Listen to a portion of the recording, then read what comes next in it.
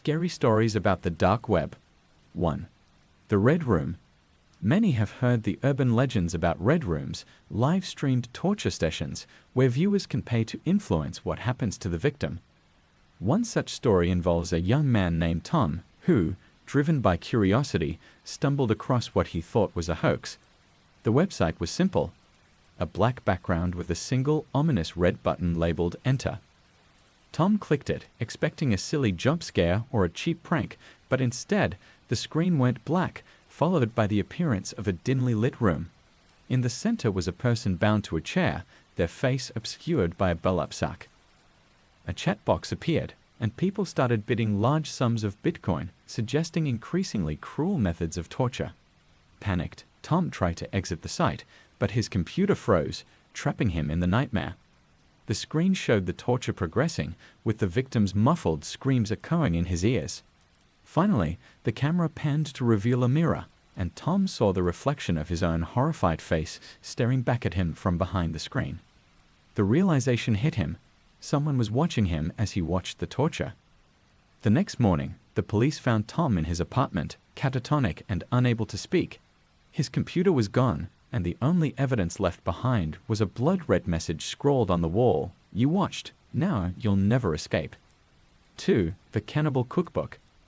This story involves a group of friends who were intrigued by tales of the dark web's hidden horrors. They decided to explore its depths, coming across a bizarre website called the Cannibal Cookbook. Initially, they thought it was a twisted joke, filled with gruesome recipes and disturbing images. But as they delved deeper, they found the site was dead serious. The recipes were detailed, describing how to prepare human flesh in disturbingly precise ways. One of the friends, Mark, jokingly decided to follow the instructions, not taking it seriously. They gathered in his kitchen, laughing nervously as he started preparing the meal, all in jest. However, as the night progressed, the jokes faded. Mark began acting strangely, his eyes glossing over as he methodically followed the instructions. When the meal was finally ready, Mark didn't stop. He looked at his friends with a hunger they'd never seen before, as if something had taken over him. The friends tried to snap him out of it, but it was too late.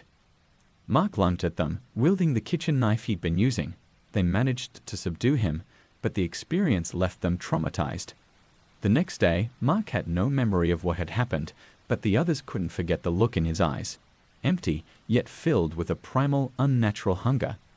They never spoke of the incident again, but the dark web had left its mark on them forever. 3. The Silent Auction.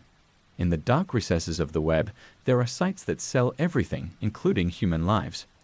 One such tale revolves around a woman named Sarah, who accidentally discovered a site hosting a silent auction. At first, it seemed like any other auction platform, but she quickly realized the items being sold were people. The auction listings were vague, showing only blurred images and descriptions like young, healthy, obedient. Sarah was horrified and tried to leave, but her curiosity got the better of her.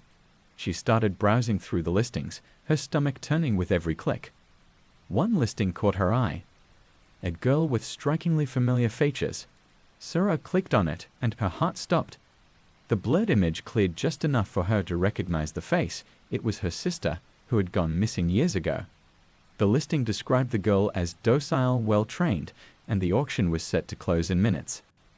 Panicking, Sarah tried to bid on the auction, hoping to somehow rescue her sister, but the system wouldn't accept her offer. Desperate, she watched as the auction ended, the winning bid from an anonymous buyer. The screen went black, and Sarah was left staring at her reflection on the blank monitor, paralyzed with fear and guilt. She tried to contact the authorities, but there was no trace of the website or her sister. It was as if they'd both vanished into thin air. To this day, Sarah is haunted by the thought that her sister is still out there, trapped in a nightmare from which there is no escape. 4. The Hitman's Web. Another chilling story tells of a man who stumbled across a site offering hitman services. The site was crude, with a simple interface that allowed users to place an order, specifying the target, method, and payment in Bitcoin. Intrigued, the man decided to play a prank on his friend, filling out the form with his friend's details, thinking it was all fake. Days passed, and the man forgot about the incident until his friend disappeared. Panic set in as the man realized the site was real. He tried to contact the site's administrators, but there was no response. Instead, he received a chilling message: payment received. Job in progress. Desperate, the man went to the police, but they dismissed his story as a sick joke. His friend was never found, and the guilt consumed him. Years later, the man received a package at his doorstep. Inside was a photo of his friend, tied up and beaten, with a message scrawled on the back, "You're next." The man moved across the country, changed his identity, and tried to forget, but the fear never left him. He knew the hitman was still out there, waiting for the right moment to strike. The dark web had claimed another victim, leaving behind a man trapped in a prison of his own making, haunted by a mistake that could never be undone. 5. The Black Box. One of the most terrifying stories from the dark web involves a mysterious item known only as the black box. The story goes that a man named Daniel came across an auction for a nondescript black box. The description was vague, claiming it held great power, but also warned that it was not for the faint of heart. Intrigued, Daniel placed a bid and won the auction. When the box arrived, it was smaller than he expected, with no visible markings or openings. Try as he might, Daniel couldn't figure out how to open it. Frustrated, he left it on his desk, thinking it was just an elaborate scam. That night, Daniel was awakened by a strange noise, a faint whispering that seemed to come from the box. He tried to ignore it, but the whispers grew louder, more insistent, until they filled his entire room. Unable to sleep, Daniel got up and tried to open the box again, but it wouldn't budge. Over the next few days, the whispering became more frequent, and Daniel began to notice strange things happening around his apartment, objects moving on their own, lights flickering, and shadows shifting unnaturally. The box seemed to be at the center of it all, yet no matter what he did, Daniel couldn't get rid of it. Finally, in a fit of desperation, Daniel took the box to a remote location and buried it deep in the ground, hoping to escape its curse. But when he returned home, the box was sitting on his desk, the whispers now screaming in his ears. Daniel's mind began to unravel as the box's influence grew stronger.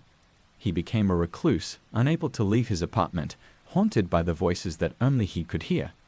In the end, Daniel disappeared without a trace, leaving behind only the black box and a note scrawled in blood. It opens from the inside. 6. The Face in the Video.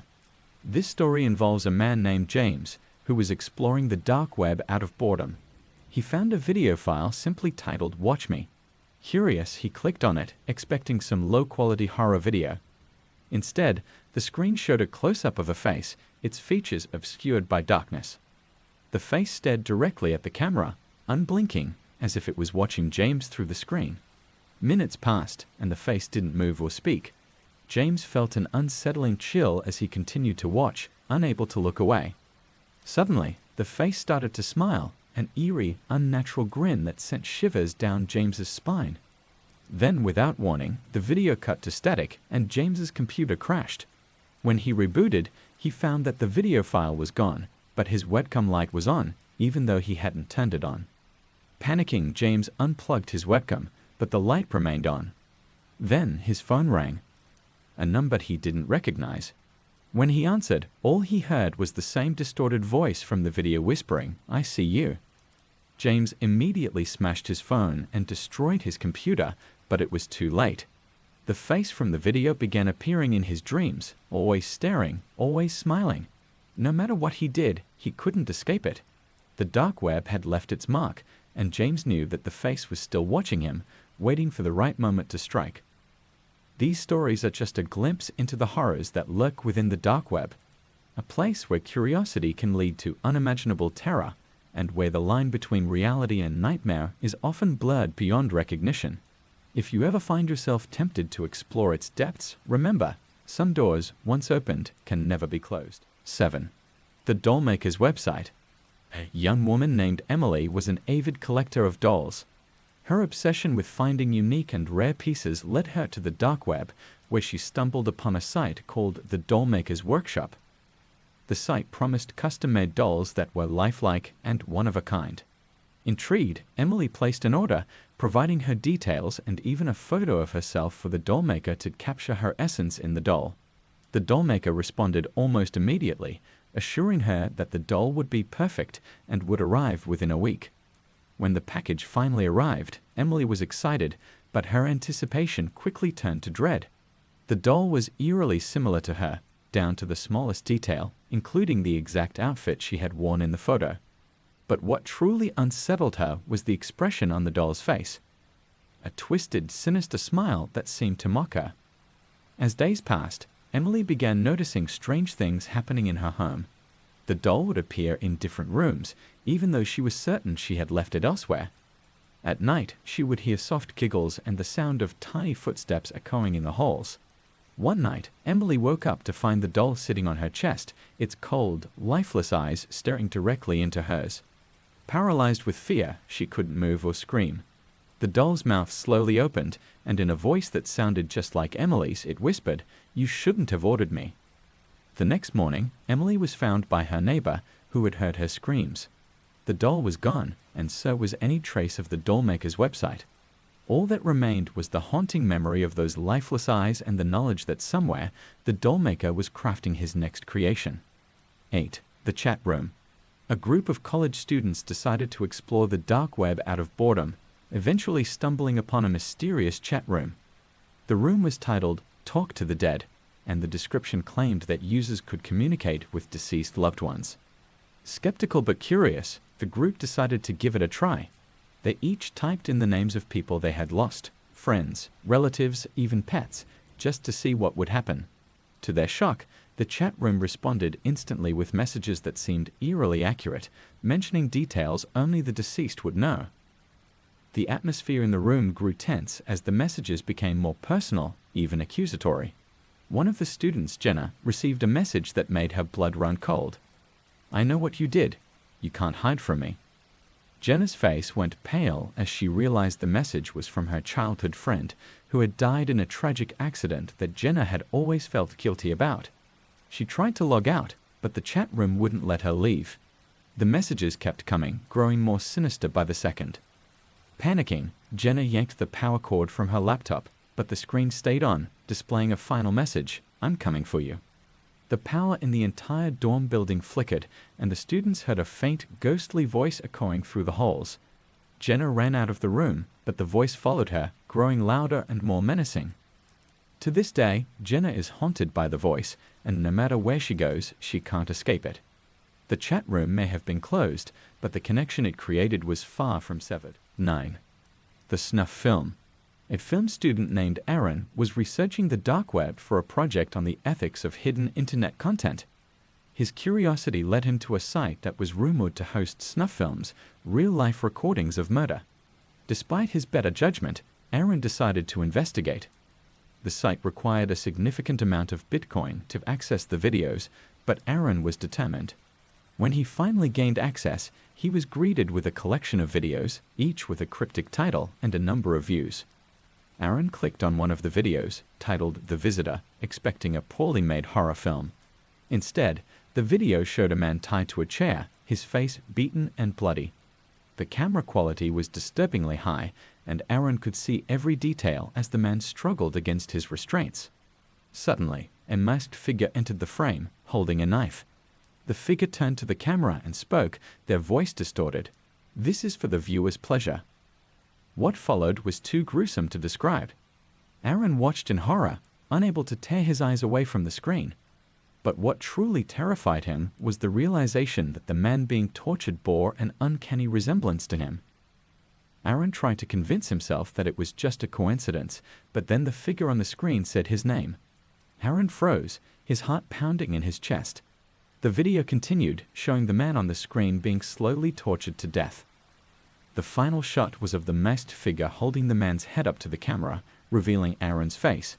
The screen went black, and Aaron's computer shut down on its own. The next day, Aaron received a package with no return address. Inside was a single DVD labeled "Your Turn." Aaron fled the city, but wherever he went, he felt like he was being watched. The dark web had shown him his fate, and now he lives in constant fear that his time is running out. 10. The Phantom Vendor. One night, a man named Mike was browsing the dark web in search of rare collectibles. He came across a vendor with no reviews or ratings, but their offerings were too tempting to resist. The vendor claimed to sell objects with unique histories and paranormal properties. Mike decided to purchase a small, ornate box that was said to hold the secrets of the afterlife. The box arrived at his doorstep a few days later, accompanied by a note that read, "Open with caution." Ignoring the warning, Mike opened the box and found it empty. Disappointed, he tossed it aside and went about his day. But that night, strange things began to happen. He heard whispers coming from the box, and shadows moved across his walls without any source of light. Each night, the activity grew more intense. Objects would move on their own, and Mike began to see ghostly figures in the corners of his vision. He tried to get rid of the box, but it always found its way back to him. Desperate, Mike contacted the vendor through the dark web, only to find the account had been deleted. No matter what he did, he couldn't escape the box's curse. It was as if the box was a gateway to another world, one filled with spirits that was slowly driving him mad. Mike's final act was to record a video explaining what had happened to him. In the video, he begged anyone who found the box to leave it unopened. The video was uploaded to the dark web, where it became a viral sensation. But the box was never found. Some say it's still out there, waiting for its next victim, while others believe it has already claimed another soul. Mike was never seen again, and his house was abandoned, left to decay with the box still inside. Dark family secrets. Unveiling the shadows. The vanishing room. In a quaint old mansion nestled deep within the woods, the Everwood family had lived for generations. The house, with its creaky floors and cobwebbed corners, held countless stories, but none were as disturbing as the tale of the vanishing room. The Everwood mansion was known for its labyrinthine corridors and endless rooms, some of which were no longer in use. But there was one room that everyone whispered about in hushed tones, the room that vanished. According to the legend, this room appeared only when someone in the family was about to meet a tragic end. It was said that a young Everwood Clara was the first to discover the room. One night, after a heated argument with her father, she stormed through the halls, desperate for a place to hide. That's when she stumbled upon a door she had never seen before. The door creaked open, revealing a room bathed in an eerie, pale light. Clara stepped inside, and the door slammed shut behind her. The next morning, Clara was gone. Her parents searched the mansion frantically, but the room had vanished, along with their daughter. It wasn't until a week later that Clara's body was found in the attic, her face frozen in terror. The room was never found again until the next tragedy struck. The Silent Twins. In the small town of Willow Creek, the Blake family was known for their secrecy. The patriarch, Gerald Blake, was a stern man who kept his family on a tight leash. But the most unsettling thing about the Blakes were the twins, Leela and Lucy. The twins never spoke a word, communicating only through glances and eerie, synchronized movements. As they grew older, their silence became more unnerving. The townsfolk began to suspect that something was terribly wrong in the Blake household. But Gerald Blake dismissed the concerns, insisting that the girls were simply special. One stormy night, the silence was broken. A blood-curdling scream echoed from the Blake mansion, followed by the sound of shattering glass. The next morning, the twins were gone, and Gerald Blake was found dead in his study, his throat slashed open. Rumors swirled that the twins had been subjected to some dark ritual forced upon them by their father. But the truth was far more chilling. A diary found in the twins' room revealed that they had been plotting their escape for years, waiting for the perfect moment to exact their revenge. The final entry simply read, "We are free." The Cursed Heirloom. The Marsh family had a dark legacy, passed down through generations in the form of a cursed heirloom, a locket said to contain the spirit of a vengeful ancestor. The locket was a beautiful piece, adorned with intricate engravings and a portrait of a young woman with haunting eyes. The curse was said to begin with the locket's first owner, Eliza Marsh, who had been betrayed by her lover. In her grief, she placed a curse on the locket, vowing that no woman in her bloodline would ever find happiness in love. The locket was passed down from mother to daughter, each one suffering a tragic fate. Some were driven to madness, while others met untimely deaths. But the curse was at its most potent when it reached Cassandra Marsh. Cassandra was a bright and spirited young woman, full of life and love. But when she received the locket on her 18th birthday, everything changed. She became withdrawn, her once vibrant eyes dull and lifeless. she began seeing visions of Eliza, warning her of the doom that awaited her. Despite her fears, Cassandra fell in love with a young man named Thomas. But their love was doomed from the start. On the night of their engagement, Cassandra was found hanging from the chandelier, the locket clenched tightly in her hand. Thomas disappeared that same night, his body never found. The Marsh family buried the locket with Cassandra, hoping to end the curse once and for all. But the legend persists that on nights when the moon is full, the locket rises from the grave, seeking its next victim. The hidden child. The Hawthorne family was the epitome of perfection, at least on the outside. They lived in a grand estate, attended the best schools, and were known for their charitable work. But behind closed doors, a dark secret festered. The Hawthornes had a hidden child, a daughter named Emily, who was born with a disfigurement that her parents deemed unacceptable. To maintain their image, they kept Emily locked away in a hidden room in the basement where she lived in isolation, away from the world. Emily was never allowed to see the light of day. Her only companions were the rats and the spiders that crawled through the cracks in the walls. She was fed through a small slot in the door, and the only voices she ever heard were the whispers of her parents, discussing how to keep her a secret. As the years passed, Emily's loneliness turned to anger, and her anger to hatred. She began to plot her escape, vowing to make her family pay for what they had done to her.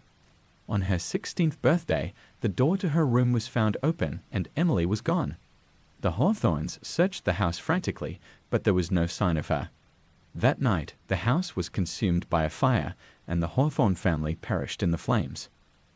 The cause of the fire was never determined, but some say it was Emily, finally exacting her revenge. The Phantom Bride. The Reynolds family had a tradition that spanned generations. Every bride who married into the family had to wear a particular wedding dress, a beautiful gown that had been passed down through the ages. But what the brides didn't know was that the dress was cursed. The curse began with the first bride, Margaret Reynolds, who was jilted at the altar by her fiancé. Heartbroken, Margaret took her own life, vowing that no woman who wore the dress would ever find happiness. Since then, every bride who wore the dress met a tragic end. Some died in accidents, others in mysterious circumstances. The most recent victim was Evelyn, who married into the Reynolds family on a cold winter's day. Despite the warnings, she wore the dress, dismissing the curse as a mere superstition. But as she walked down the aisle, she felt a cold hand grip her heart. She collapsed before reaching the altar, dead before she hit the ground. The Reynolds family tried to destroy the dress, but every attempt failed. It would always reappear, as pristine and beautiful as ever, waiting for its next victim. The dress now hangs in the attic of the Reynolds mansion, waiting for the next bride to fall prey to its curse.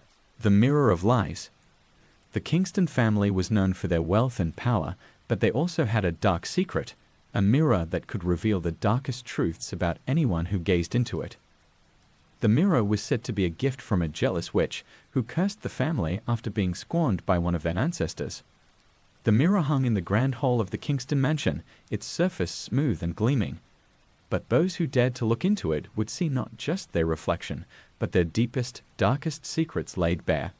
Some saw visions of their past sins, others saw the betrayal of their loved ones.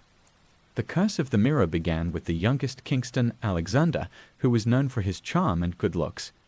But behind his handsome exterior lay a dark soul. One night, after a particularly heated argument with his father, Alexander stormed into the hall and stared into the mirror. What he saw drove him mad, visions of the crimes he had committed, the people he had betrayed, and the blood on his hands. He smashed the mirror in a fit of rage, but it only reappeared the next day, unbroken and gleaming as ever. Alexander's madness consumed him, and he was found dead in his room, his wrists slashed open.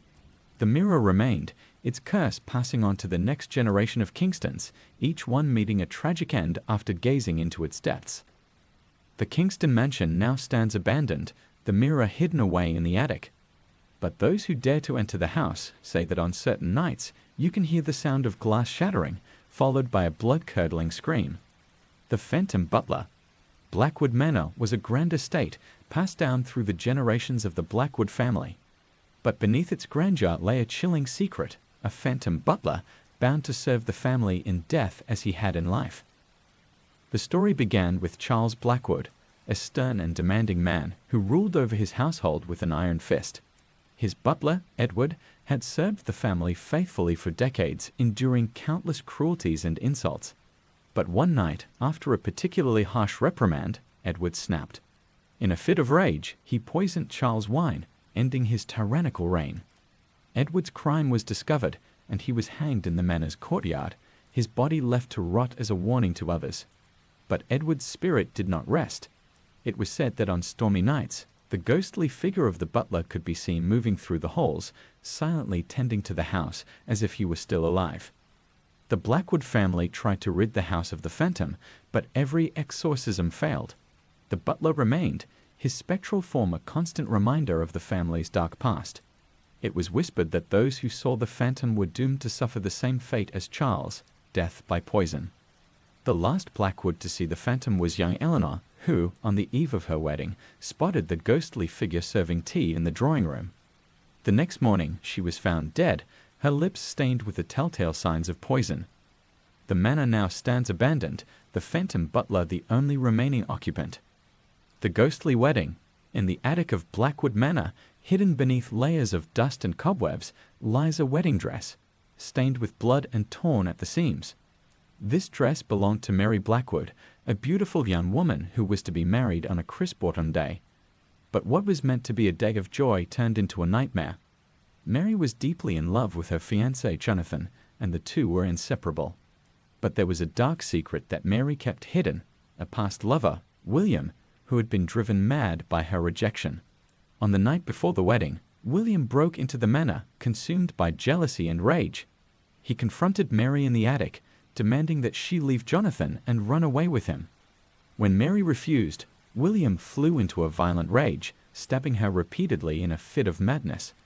The last thing Mary saw was the blood-stained wedding dress as she fell to the floor, her life slipping away. William disappeared into the night, never to be seen again. The next morning, Jonathan found Mary's lifeless body in the attic, her hands still clutching the torn dress. Heartbroken, he buried her in the family plot, but he could not bring himself to destroy the dress. Instead, he locked it away in the attic, where it has remained ever since. But Mary's spirit could not rest. It is said that on the anniversary of her death, the ghost of Mary appears in the attic, wearing the blood-stained dress, waiting for her wedding day that will never come. Those who dare to enter the attic on that night claim to hear her weeping, her cries echoing through the empty halls of Blackwood Manor. The portrait of sin. In the grand hall of Blackwood Manor hangs a portrait, an imposing painting of Henry Blackwood, the patriarch of the family from the early 19th century. But this is no ordinary portrait. It is said to be cursed, containing the soul of Henry himself, who was damned for the sins he committed in life. Henry was a cruel and ruthless man, known for his tyrannical rule over the estate and his harsh treatment of the servants. But his darkest secret was the pact he made with a demon, trading his soul for wealth and power. The demon granted Henry his wish, but at a terrible cost. When Henry died, his soul was trapped in the portrait, forced to watch over the manor for eternity. The curse of the portrait was not immediately known, but strange occurrences began soon after Henry's death. Servants reported seeing the eyes of the portrait move, following them as they passed by. Some claimed to hear whispers emanating from the painting, low and malevolent, speaking of secrets that should never be revealed. The Blackwood family dismissed these claims as mere superstition, but the truth was far more sinister.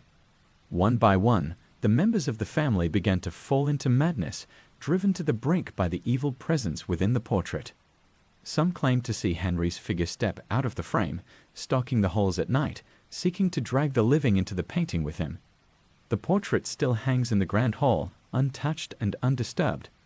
It is said that those who gaze upon it too long are doomed to share Henry's fate, their souls trapped within the canvas, forever bound to the sins of the past.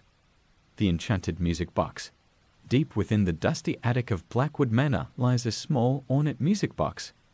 A beautiful piece, intricately carved with delicate figures dancing across the lid. But the music box holds a dark secret, one that has haunted the Blackwood family for generations. The music box once belonged to Isabella Blackwood, a gifted pianist with a passion for music. But Isabella was also deeply lonely, her heart broken by the death of her beloved sister, Elizabeth. In her grief, Isabella became obsessed with the idea of bringing Elizabeth back from the dead, and she turned to dark magic in her desperation. Isabella's studies led her to an ancient spell, one that required a personal item of the deceased. She chose the music box, which had been a favorite of Elizabeth's, and performed the ritual on a stormy night. But the spell did not go as planned.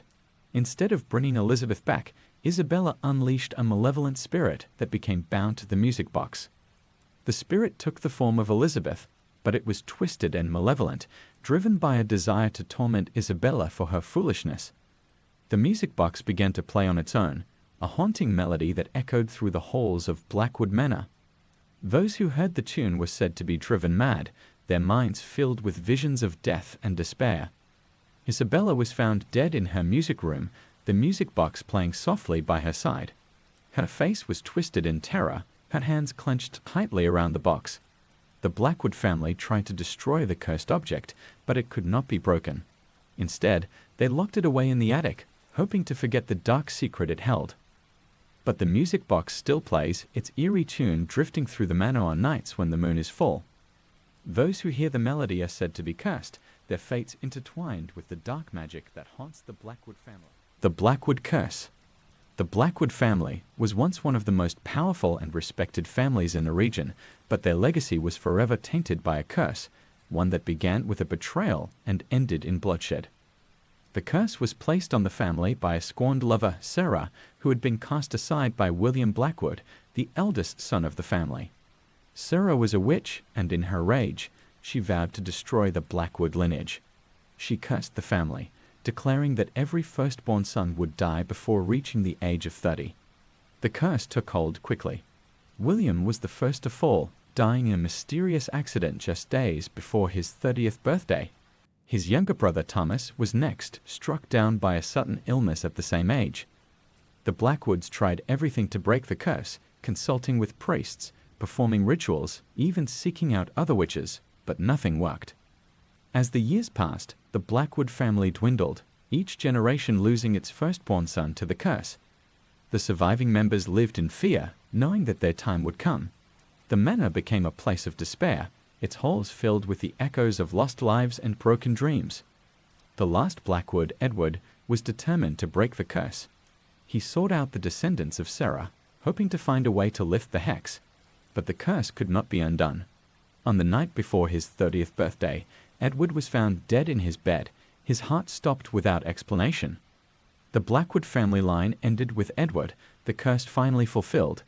The manor now stands abandoned, a testament to the power of a woman's wrath and the dark secrets that can destroy even the mightiest of families. The Forbidden Book. In the old and secluded Greystone estate, nestled deep within the forests of New England, the Hawthorne family had long kept a secret buried within the walls of their ancestral home, a forbidden book said to contain the darkest of spells and incantations. The book had been passed down through the Hawthorne generations, but none dared to open its pages. It was bound in human skin, with a lock that could only be opened by the blood of a Hawthorne. Legend had it that the book was given to the family by a witch who was once a friend of the matriarch, Abigail Hawthorne, in exchange for saving her life. But the witch was betrayed, and in her dying breath, she cursed the book, binding her soul to it and vowing to bring ruin to the Hawthorne family. The book would call to each new generation, whispering promises of power and knowledge, but those who opened it would be driven to madness. The last to succumb to the book's allure was young Victoria Hawthorne. She was a curious child, always exploring the dark corners of the estate, fascinated by the stories of her ancestors. On her 16th birthday, she found the book hidden in a secret compartment in the library. Unable to resist its call, she pricked her finger and unlocked the book. As she read the forbidden words, the house began to shake, and the air grew thick with the scent of sulfur. Victoria's eyes glazed over as she chanted the incantations, and the spirit of the witch was unleashed. The once beautiful child was transformed into a twisted creature, her body contorted and her soul consumed by the witch's curse. Victoria's screams echoed through the halls as she was dragged into the book, her soul trapped within its pages. The book then vanished, reappearing only when the next generation of Hawthorns was born. The estate now lies abandoned, but it is said that on stormy nights, the whispers of the book can still be heard, calling out for its next victim. The sacrificial child.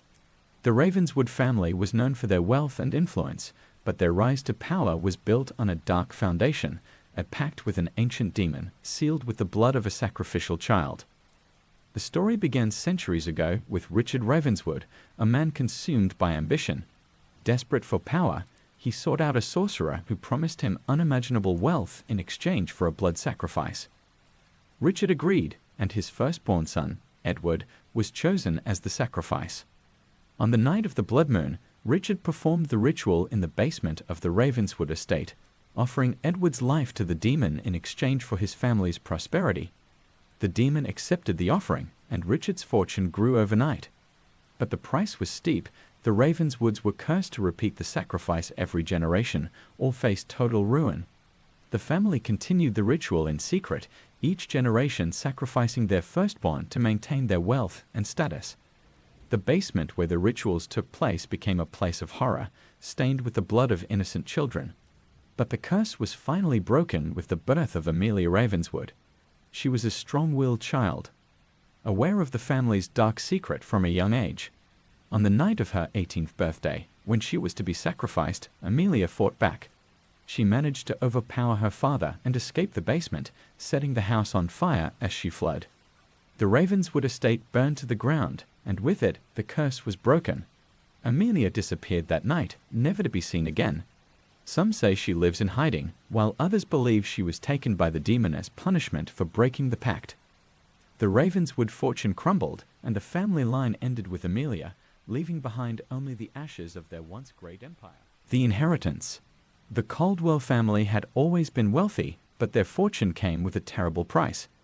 It was said that the first Caldwell, a man named Alistair, had made a deal with a mysterious stranger, one that would grant his family unimaginable wealth, but at a cost no one was willing to pay. The deal was simple. The Caldwell fortune would grow with each generation, but every 50 years, one member of the family would be chosen to pay the ultimate price, their life. The chosen one would be marked by a symbol that appeared on their skin, a symbol that could not be removed or hidden. The first to be chosen was Alistair's youngest daughter, Evelyn. She was found dead on her 18th birthday, her body marked with the symbol. The family was horrified, but they couldn't deny that their wealth had grown tenfold since the deal was made. They'd buried Evelyn and tried to move on, but the curse was far from over. Every 50 years, the symbol would appear on another Caldwell, and they would be found dead soon after. The family tried everything to break the curse: priests, exorcisms, even seeking out the mysterious stranger who made the deal, but nothing worked. The Caldwell fortune continued to grow, but so did the body count. The most recent victim was Henry Caldwell, who discovered the symbol on his chest a week before his 18th birthday. Desperate to avoid his fate, Henry fled to Europe, hoping to outrun the curse. But the curse followed him, and he was found dead in his hotel room on the day of his birthday, the symbol burned into his skin. The Caldwell family now lives in fear, knowing that the curse will continue until there are no Caldwells left to inherit the fortune. The once proud family is now a shadow of its former self, haunted by the dark secret that has plagued them for generations. The dollmaker's daughter. The Winters family was known for their exquisite doll-making skills, passed down from father to son for generations. But there was one secret that the family kept hidden. Every doll they made was imbued with the soul of a lost child, trapped forever within the porcelain. The first dollmaker, Tobias Winters, was a brilliant craftsman, but he was also deeply disturbed. He was obsessed with the idea of creating the perfect doll, one that could move and speak like a real child.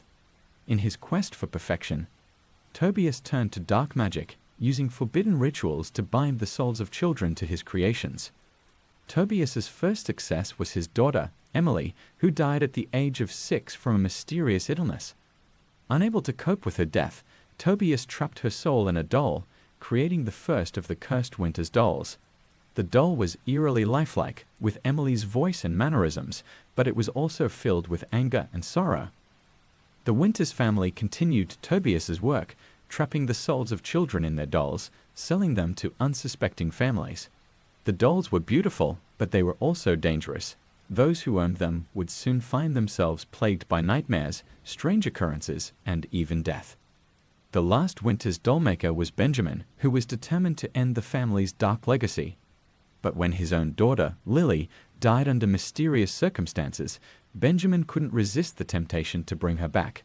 He created one final doll, binding Lily's soul to it, but the ritual went horribly wrong. The doll came to life, but it was not Lily. It was a twisted, malevolent spirit, filled with hatred for the family that had imprisoned her. The doll went on a rampage, killing Benjamin and setting fire to the workshop. The Winters family line ended that night, and the cursed dolls were lost in the flames. But some say that the dolls still exist, hidden away in attics and basements, waiting for someone to find them and unleash the dark spirits trapped within. The Hidden Chamber. The Castle family was known for their grand estate, a sprawling mansion filled with secret rooms and hidden passageways. But the most terrifying secret of all was the Hidden Chamber, a room that only appeared to those who were about to die. The chamber was first discovered by Jonathan Castle, the patriarch of the family, who was obsessed with the idea of immortality. He spent years searching for a way to cheat death, but his experiments led him down a dark path. In his quest for eternal life, Jonathan created the Hidden Chamber, a place where the souls of the dead could be trapped and kept from moving on. The chamber was a dark, windowless room filled with strange symbols and artifacts. Those who entered it would find themselves face to face with their own death, reliving their final moments over and over again. The chamber was said to drive people mad, trapping their souls within its walls forever. The Castle family tried to keep the chamber a secret, but it soon became known as the place where the family's darkest secrets were revealed. Each generation, a member of the family would be drawn to the chamber, and those who entered would never return. The last to enter the chamber was Emily Castle, who had always been fascinated by the mansion's hidden rooms. On the night of her 21st birthday, she found the door to the chamber and entered, unaware of the horrors that awaited her. Emily was never seen again, but her screams were heard echoing through the mansion for days. The Castle family fled the estate, leaving it abandoned, but the chamber remains, hidden somewhere within the crumbling walls, waiting for the next soul to claim. The Sinister Portrait. In the old Langley estate, a family portrait hung prominently above the grand fireplace, a painting of the first Langley patriarch, Arthur, surrounded by his wife and children. But this was no ordinary portrait. Legend had it that the painting was cursed, trapping the souls of those who dared to cross the Langley family.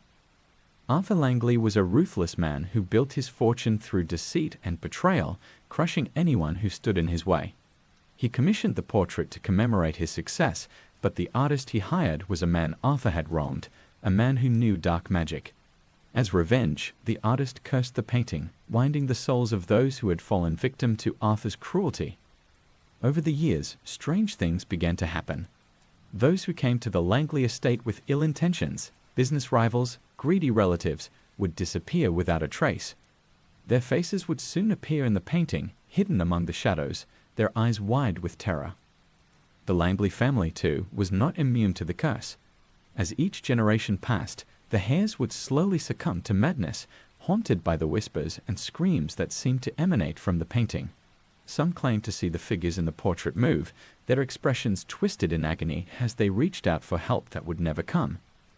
The last Langley, Eleanor, was determined to break the curse. She tried to destroy the portrait, but every attempt failed. The painting would reappear, unharmed, in its rightful place above the fireplace. In her final act of desperation, Eleanor locked the painting away in the attic, hoping to rid the estate of its dark influence. But the curse was not so easily banished.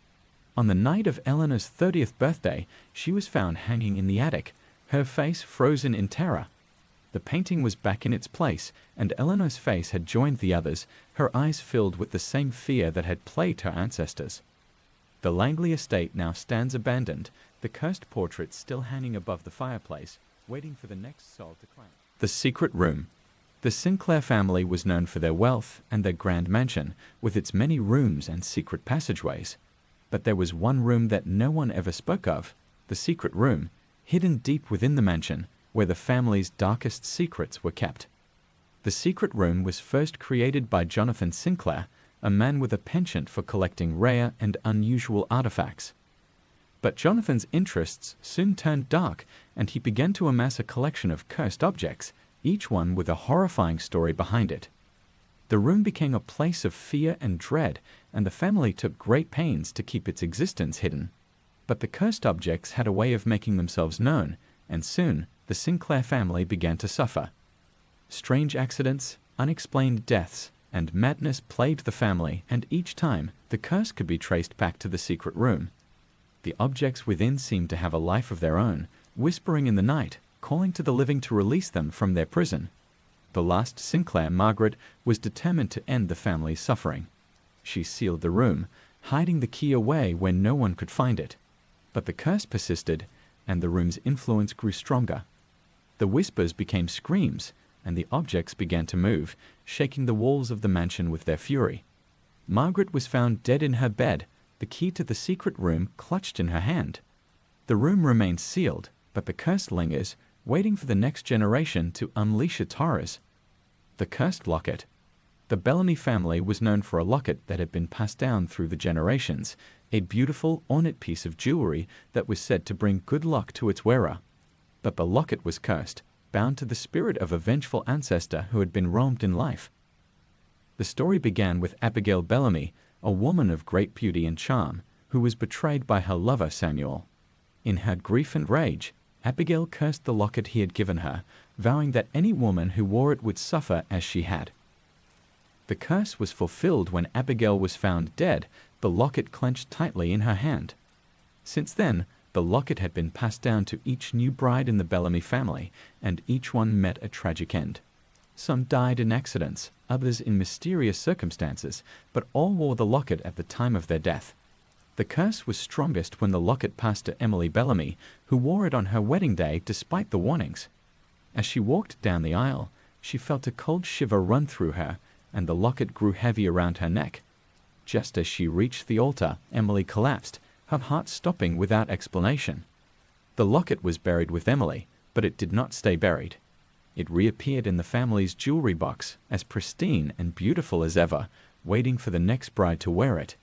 The Bellamy family tried to destroy the locket, but every attempt failed.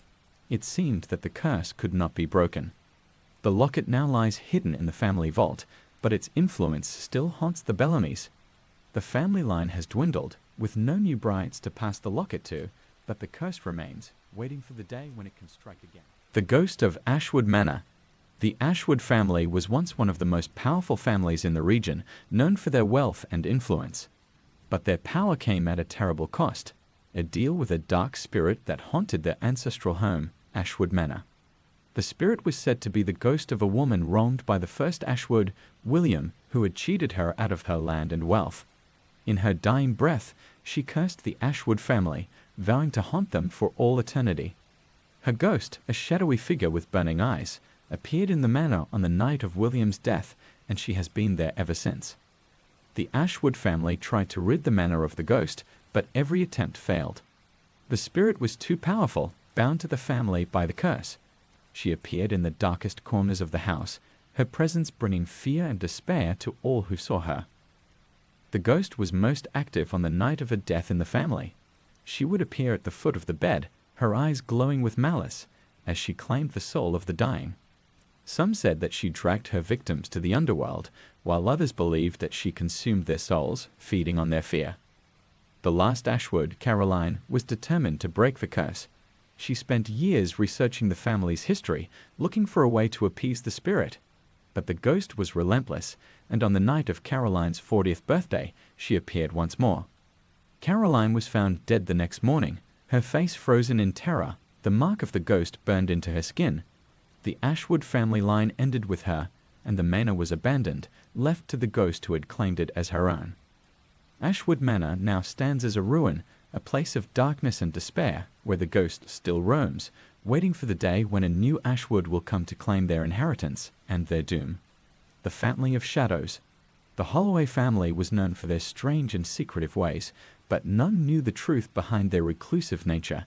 They were haunted by shadows, dark entities that followed them wherever they went. The curse began with Benjamin Holloway, a man who delved too deeply into the occult, seeking power and knowledge that was never meant for mortals. In his quest, Benjamin summoned a dark force, a shadowy entity that bound itself to him and his descendants. The shadows were invisible to all but the Holloways, who could see them lurking in the corners of every room, following them in the darkness. The shadows whispered terrible things, filling the Holloways with fear and dread, driving many to madness. The curse affected every member of the family, from the youngest child to the eldest patriarch. The shadows would appear at night, creeping closer and closer until they were right beside their victims, feeding on their fear. The Holloways tried to escape the curse, moving from place to place, but the shadows followed. No matter where they went, the darkness was always there, waiting for them. Some family members tried to end their own lives, hoping to escape the torment, but the shadows were relentless, dragging their souls into the darkness. The last Holloway, Samuel, was the only one who managed to escape by making a terrible bargain. Samuel offered his own soul to the shadows in exchange for freedom for his descendants. The shadows accepted, and Samuel was consumed by the darkness, his soul lost forever. The Holloway family was freed from the curse, but Samuel's sacrifice left a dark stain on the family's history. The Holloways now live in fear, knowing that the shadows could return at any time, seeking new souls to claim. The Cursed Mirror. The Lockhart family was known for their beauty, each generation more attractive than the last. Their secret? A cursed mirror that hung in the grand hall of their ancestral mansion. But the mirror's gift came at a steep price. Its curse would slowly drive its owners to madness. The mirror was said to have been created by a jealous witch who had been scorned by a Lockhart ancestor, Sophia, known for her beauty and vanity. The witch cursed the mirror so that anyone who looked into it would see themselves as more beautiful than they truly were, feeding their vanity and obsession. But over time, the mirror would begin to show darker images, visions of decay, death, and horrifying reflections of the soul. The first to fall victim to the mirror was Sophia herself. She became obsessed with her reflection, spending hours gazing into the glass, unaware that it was slowly warping her mind. She began to see disturbing images, her skin rotting away, her eyes hollow, and her smile twisted into a sinister grin. But she couldn't tear herself away from the mirror, and eventually she went mad, taking her own life in front of it. The mirror passed down through the generations, each Lockhart becoming more vain and obsessed than the last. Some tried to cover the mirror, others tried to destroy it, but every attempt failed. The mirror always found its way back to its place in the grand hall, its curse continuing to claim lives. The last Lockhart, Eliza, knew the mirror's history but believed she could resist its lure. She covered it with a cloth and avoided the grand hall as much as possible. But on the night of her 25th birthday, she was drawn to it, unable to resist the pull. She uncovered the mirror and saw herself as the most beautiful woman in the world. But as she continued to gaze, her reflection began to change.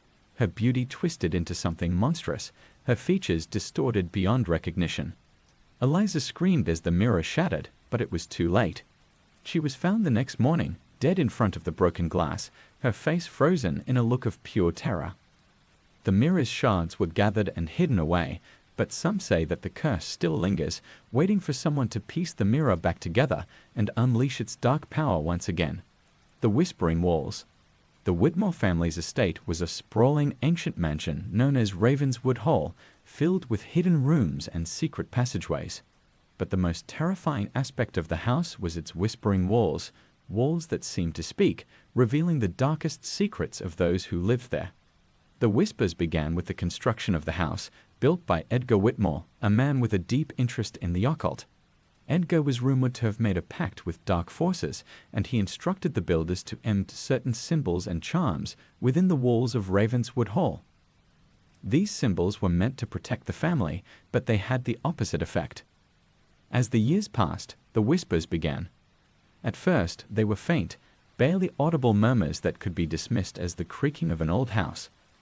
But over time, the whispers grew louder, and the words became clearer. The walls began to reveal the hidden sins and secrets of the Whitmore family, speaking in voices that were impossible to ignore. One night, Edgar's grandson Thomas heard the walls whispering his name. As he listened, the voices revealed his darkest secret, his involvement in a murder that had been covered up. Terrified, Thomas tried to silence the voices, but they only grew louder, echoing through the empty halls of the mansion. Unable to bear the guilt and the constant torment, Thomas took his own life, but the whispers continued. The walls revealed the secrets of every Whitmore who lived in the house: adultery, theft, betrayal, and even murder. No secret was safe, and the whispers drove many to madness or suicide. The family tried to flee the estate, but the whispers followed them, echoing in their minds even when they were far from Ravenswood Hall. The last Whitmore, Margaret, was determined to uncover the source of the whispers and put an end to the curse. She searched the house from top to bottom, eventually discovering a hidden room filled with occult symbols and ancient books. The walls of the room were covered in writing, a language she couldn't understand, but the whispers were louder than ever.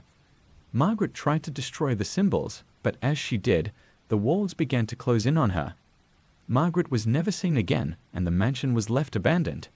Ravenswood Hall now stands as a silent, decaying ruin, but those brave enough to enter claim that the whispers still echo through the halls, waiting to reveal the darkest secrets of those who dare to listen. The Bloodline Curse. The Montgomery family was known for their long lineage, with each generation carrying on the family name with pride. But there was a dark curse that plagued the Montgomery bloodline, a curse that ensured that every male heir would die a violent death before the age of 30. The curse began with Samuel Montgomery, a man who had made many enemies in his time. Samuel was a ruthless businessman known for his greed and cruelty. In his pursuit of wealth, he betrayed a close friend who was rumored to be a powerful warlock. As revenge, the warlock placed a curse on Samuel's bloodline, vowing that no male Montgomery would live to see their 30th birthday. The first victim was Samuel's own son, Henry, who died in a mysterious accident just days before his 30th birthday. The pattern continued with each generation. Every male Montgomery met a tragic end, often under bizarre or violent circumstances, just as they were about to reach the cursed age. The family tried to break the curse, seeking help from priests, occultists, and even other warlocks, but nothing worked. The curse was unbreakable, and the Montgomery men lived in constant fear of their impending doom. The last male Montgomery, James, was determined to end the curse once and for all. As his 30th birthday approached, he took every precaution. He moved to a remote location, cut off all contact with the outside world, and surrounded himself with protective charms and symbols. But on the night of his birthday, a storm struck, and lightning set his house on fire. James was trapped inside, and despite all his efforts, he perished in the flames. With James's death, the Montgomery bloodline came to an end. The curse had claimed its final victim, leaving behind a legacy of fear and tragedy. The Montgomery estate, once a symbol of the family's wealth and power, now stands as a haunted relic, a reminder of the dark curse that destroyed an entire lineage. The Haunted Dollhouse. The Harrington family was known for their wealth and their collection of rare antiques. But their most prized possession was a dollhouse, an intricately crafted replica of their own mansion, complete with tiny, lifelike dolls that represented each member of the family. But the dollhouse was cursed, and it held a dark power over the Harringtons. The dollhouse was a gift from a mysterious stranger who visited the family one winter's night. The stranger claimed that the dollhouse was a perfect replica, down to the smallest detail, and that it would bring good fortune to the family. But the dollhouse was far more than a simple toy. It was a conduit for dark magic, and it soon began to control the lives of the Harringtons. At first, the changes were subtle. The dolls in the dollhouse would move on their own, rearranging themselves into different positions. But soon, the family began to notice that whatever happened in the dollhouse would happen in real life. If a doll was moved to a different room, the corresponding family member would find themselves inexplicably drawn to that room. If a doll was injured or broken, the family member would suffer the same fate. The family became obsessed with the dollhouse, spending hours arranging and rearranging the dolls, trying to control their own fates. But the dollhouse had a mind of its own, and it soon became clear that it was the one in control. The first to fall victim to the dollhouse was young Emily Harrington, who was found dead in her bed after her doll was mysteriously broken in half. Her parents were devastated, but they couldn't bring themselves to destroy the dollhouse, believing that it was somehow connected to their daughter's spirit. But the deaths continued. One by one, the Harringtons met their end, each one predicted by the movement or destruction of their corresponding doll. The family tried to destroy the dollhouse, but every attempt failed. It was indestructible, its dark power growing stronger with each life it claimed. The last Harrington, Elizabeth, knew that the only way to break the curse was to remove the dolls from the house. She gathered the dolls and buried them far from the mansion, hoping to sever their connection to the real world. But the dollhouse would not be denied. On the night of her death, the dolls reappeared in the dollhouse, perfectly arranged, with a new doll in the image of Elizabeth. Elizabeth was found dead the next morning, her face frozen in terror. The dollhouse remains in the Harrington mansion, untouched and undisturbed, waiting for the day when a new family will take residence and the curse will begin anew. The Black Veil. The Bennet family was known for their elaborate funerals, each one a grand affair with all the pomp and ceremony one could imagine. But the funerals were not just a tradition, they were a necessity, for the Bennet family was haunted by a black veil, a spectral shroud that appeared at the death of every family member. The veil was said to have been woven by the first Bennet matriarch, Eleanor, who had been wronged by her husband, Edward. In her grief and rage, Eleanor created the veil, infusing it with her pain and sorrow. As she lay on her deathbed, she cursed her husband, vowing that the veil would be the last thing he saw before he died. Edward was found dead the next morning, the black veil draped over his face. From that day forward, the veil would appear at the death of every Bennet, wrapping itself around the body and drawing the soul into the afterlife. The veil was said to be a harbinger of death, and those who saw it knew that their time was near. The veil could not be touched or moved, and no one knew where it came from or where it went after the funeral. It would appear on the day of the death and disappear just as mysteriously after the burial. The Bennet family lived in fear of the veil, knowing that it would come for them eventually. The last Bennet, Charles, was determined to break the curse. He spent years researching his family's history, trying to find a way to destroy the veil. But the more he learned, the more he realized that the veil was not just a symbol of death. It was a part of the family, bound to their souls by the curse of Eleanor. On the night of his death, Charles saw the veil appear in his room. He tried to escape, but the veil followed him, wrapping itself around his body. Charles was found dead the next morning, the veil draped over his face, just as it had been for every Bennet before him. The Bennet family is no more, but the veil remains, waiting for the next soul to claim. The family estate is abandoned, but those who pass by at night claim to see the veil drifting through the halls, searching for its next victim. The Drowning Pool. The Thornhill family estate, an imposing structure surrounded by dense woods, held a dark secret, a pool hidden deep within the grounds, known only as the Drowning Pool. The pool was said to be cursed, drawing the Thornhill family to their watery graves, one by one. The curse began with Abigail Thornhill, a young woman who was wronged by her lover Thomas. In her despair, Abigail walked into the pool and drowned herself, cursing Thomas and his descendants with her dying breath. The pool became a place of sorrow, its still waters hiding a dark presence that called out to the Thornhills, beckoning them to join Abigail in death. The first victim was Thomas himself, who was found floating in the pool just days after Abigail's death. Since then, every generation of Thornhills has lost a family member to the drowning pool. The curse was insidious, manifesting in dreams and visions that lured the victim to the water's edge, where they would lose control and step into the depths. The pool was small and seemingly harmless, but its waters were said to be bottomless, leading to a dark, otherworldly realm where Abigail's spirit waited, filled with rage and sorrow. The Thornhill family tried to drain the pool, fill it in, and even exorcise it, but nothing worked. The water always returned, as dark and still as before, and the curse continued. The last Thornhill, Henry, was determined to end the curse. He built a wall around the pool, locking it away from the rest of the estate. But on the night of his 40th birthday, Henry awoke to find himself standing at the water's edge, the wall broken as if it had never been there. Before he could stop himself, Henry stepped into the pool, and the water closed over his head. Henry was never found, and the Thornhill estate now lies abandoned, the drowning pool hidden deep within the overgrown grounds. The curse remains, and it is said that those who come too close can still hear the faint whispers of Abigail calling out from the depths, waiting for the next soul to claim. The cursed ring.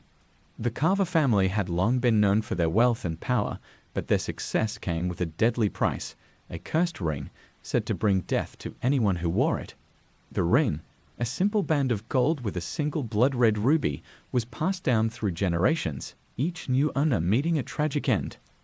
The ring's curse began with Jonathan Carver, a man consumed by greed and ambition. Jonathan acquired the ring from a mysterious stranger who warned him of its power, but Jonathan dismissed the warning, seeing only the ring's beauty and the wealth it symbolized. But the ring was cursed, its ruby containing the essence of a vengeful spirit, bound to bring ruin to the Carver family. Jonathan was the first to fall victim to the curse. He wore the ring proudly, but within days he began to experience strange and terrifying visions, images of death, blood, and darkness. The visions drove him to madness, and he was found dead in his study, the ring still on his finger, his face twisted in horror. The ring passed to Jonathan's son, Edward, who met a similar fate. Despite knowing the ring's history, Edward couldn't resist its allure, believing he could break the curse. But the ring's power was too strong, and Edward was found dead in his bed, the ring clenched in his fist, his body cold and lifeless. The curse continued through the generations, each Carver falling victim to the ring's deadly power. The family tried to rid themselves of the ring, but it always returned, finding its way back into the hands of the next in line. The ring was indestructible, its curse unbreakable, and the Carvers lived in fear, knowing that their time would come. The last Carver, Isabella, was determined to destroy the ring once and for all. She took it to the highest mountains, threw it into the deepest ocean, and even tried to melt it down in a forge, but the ring always reappeared, as pristine and malevolent as ever. On the night of her 30th birthday, Isabella finally gave in to despair and placed the ring on her finger. Isabella was found dead the next morning, her body twisted in agony, the ring still gleaming on her hand. With her death, the Carver family line came to an end, and the ring was buried with her. But some say that the ring is still out there, waiting for the day when it will find a new owner and continue its deadly legacy. The Phantom Children. The Whitley family had always been known for their large, happy gatherings, with children running through the halls of their grand estate, filled with laughter and joy. But beneath the surface, a dark secret haunted the family, the spirits of phantom children, doomed to roam the halls for eternity. The curse began with Matilda Whitley, a woman who had suffered greatly in life. After losing all her children to illness, Matilda fell into despair and turned to dark magic in a desperate attempt to bring them back.